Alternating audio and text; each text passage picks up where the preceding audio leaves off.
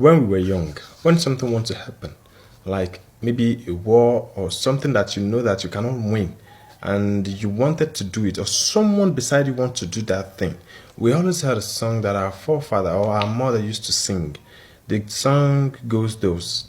Dagon ro se je, dagon ro se je, je te te te te. Well, je dagon ro se je. We hear this song growing up without us realizing that these two things, Dagunru and Tete, are different type of things that we know. We now know the English of it, but we don't know what they mean in Yoruba. We actually think this Dagunru and Tete are the type of vegetable that our forefather used to eat. The powerful forefather, the powerful one, the one that's full with charm, the full with voodoo, So we think that is what we think. Like it is type dagunro is a type of vegetable in Yoruba land that only the powerful people eat. But tete, it's everyone that eats it. Whereas this is not the right way to pronounce these two, dagunro and tete.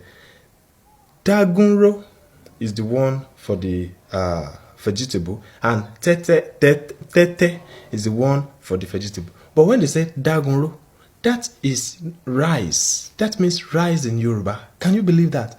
Dagunro. Rice in English. It is rice in English. But dagunro non ni Yoruba. It is called dagunro in Yoruba. When they said tete, we think it is a for tete, but whereas it is not. It is eba or gari. That is what the old people called gari. They call it tete. Yes. So there is difference between tete and a for tete. When they say tete, it's type of vegetable that we eat. So, but when we say dagunro, that simply means rice. Oh my God. I can't believe this. Like, why I know this, I watched one click on Air Yoruba, the teacher that teaches Yoruba like Oba Luka, I watched that clip. I was like, wow.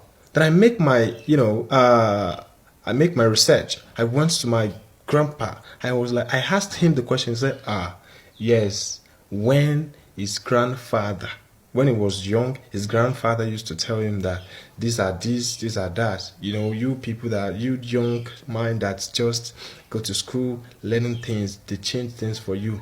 Like, grandpa also told me that before, they used to call abere. We believe that Abere is Yoruba, yes. But when Akoto comes, Akoto is the Yoruba. That means the newly ways of speaking and writing Yoruba. When Akoto comes, that was when they changed some words. That Abere is actually Okini. A lot of people know this because we are still using Okini, yes. But Dagunro, I was surprised. I think we borrowed that word Iresi, because it is rice in English. So we call it Iresi.